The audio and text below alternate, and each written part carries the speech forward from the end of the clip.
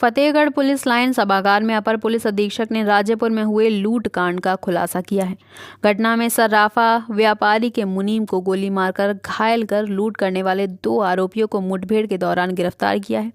थाना प्रभारी ने वाहन चेकिंग करते समय कार को रोकने का प्रयास किया, जिस पर कार सवार बैरिकेडिंग तोड़कर भागने लगे।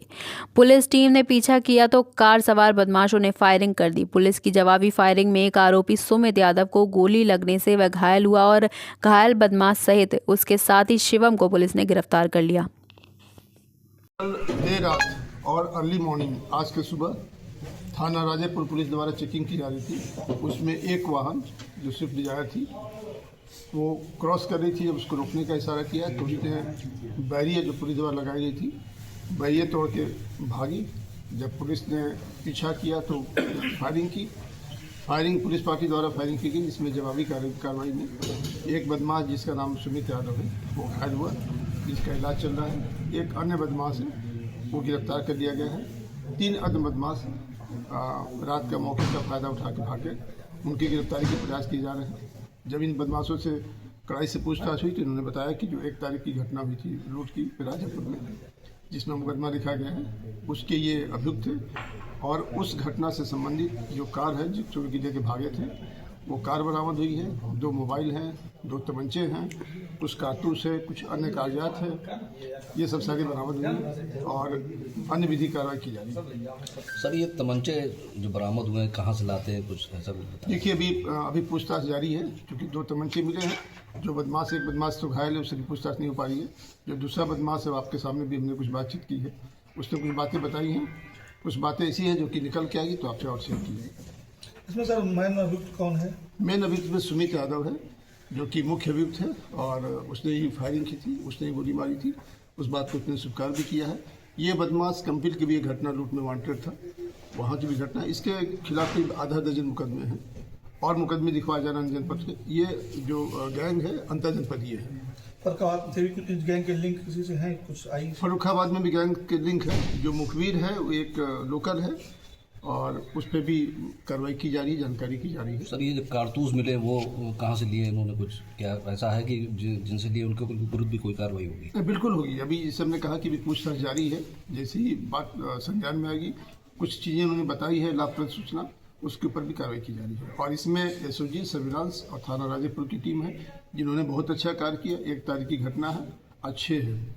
तो सर कुछ नाम इनको जो है पुलिस अधीक्षक महोदय से हम लोगों ने बात की है, 25,000 के नाम उन्होंने घोषित किया है और प्रशंसा इनकी बुरी की गई है। ठीक। खबर चंदौली से है, जहां बाइक सवार से लूट की घटना से सनसनी फैल गई है। दरअसल चाकू की नोक पर नकाबपोश बदमाशों ने बाइक सवार का पर्स, मोबाइल और रुपए से भरा बैग लूट लिया, जिसमें लगभग 84,000 रुपए थे। घटना की सूचना पर मुगलसराय कोतवाली पुलिस बल के साथ मौके पर पहुंची और घायल युवक को अस्पताल में भर्ती कराया। मुगलसराय कोतवाली क्षेत्र के कुंडा गाँव के पास पड़ाव बहादुरपुर मार्ग पर देर शाम हुई ये घटना। हम टड़िया पर रहने वाले हैं जी।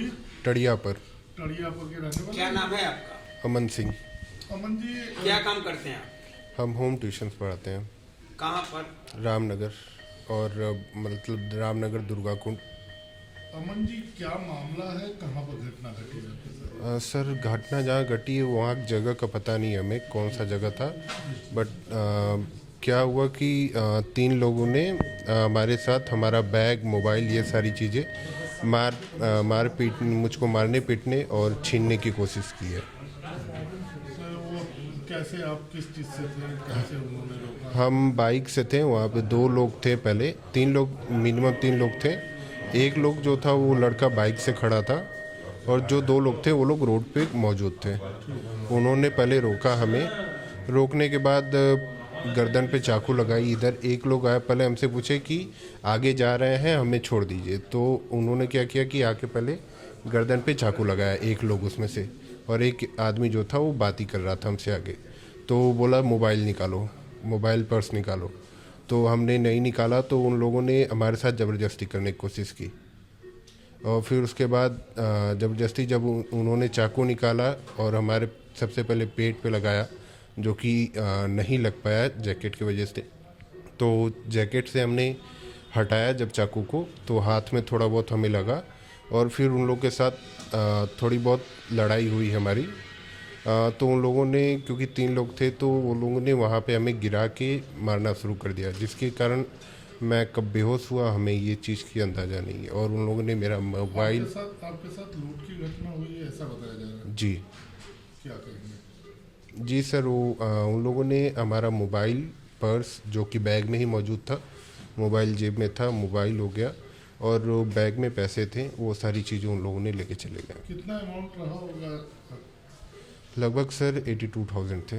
82,000 रुपये लेकर आप कहाँ से आ रहे थे?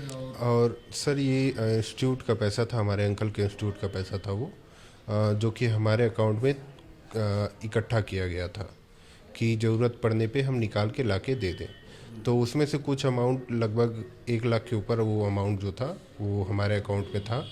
तो उसमें से कुछ अमाउंट हमने दिया था जब ज़रूरत पड़ी थी। तो अभी किसी को कल हमारे अंकल ने हमें कॉल किया कि नहीं, हमें वो पैसे देने हैं, कल हमें पहुंचा दो। तो हम वही पैसे कोचिंग, आज कोचिंग ना जाके, हम पढ़ाने ना जाके उसको पहुंचाने जा रहे थे, और घर पे जा रहे थे अपने। कहाँ के रहने वाले हैं आप? हम टड़िया पे रहने वाले हैं। टड़िया पर कहाँ पड़ता है? ये पटपरा टड़िया जो है, कैथा उर्फ टड़िया, वहाँ।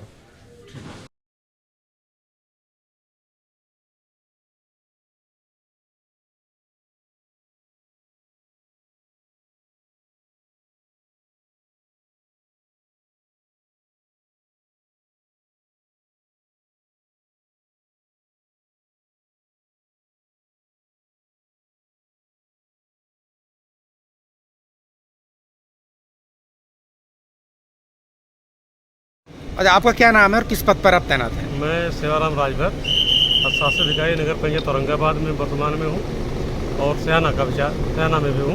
अच्छा, क्या कार्रवाई आपने जो है की है? औरंगाबाद में कई सालों से शिकायतें चलाई जमीन को लेकर, अवैध कब्जा लोग सरकारी जमीनों को बहुत किए थे। आने के बाद हमने और चेयरमैन साहब ने भी कई बार हमने तहसील में लिख के दिए, और वर्तमान में डीएम साहब के माध्यम से वहाँ एक टीम लगी, नायब साहब के नेतृत्व में पैमाइश हो रही है।